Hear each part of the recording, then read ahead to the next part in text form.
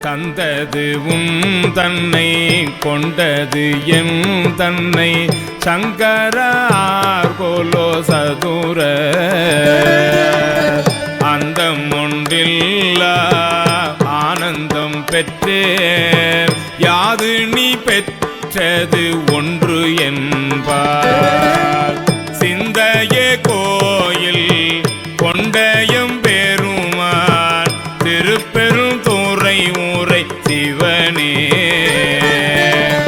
எந்த ஈசா உடலிடம் கொண்டாய் யானிதற்கிலன் ஊர் கை மாறே யானிதற்கிலன் ஊர் கை மாறே யானிதற்கிலன் ஊர் கை மாறே.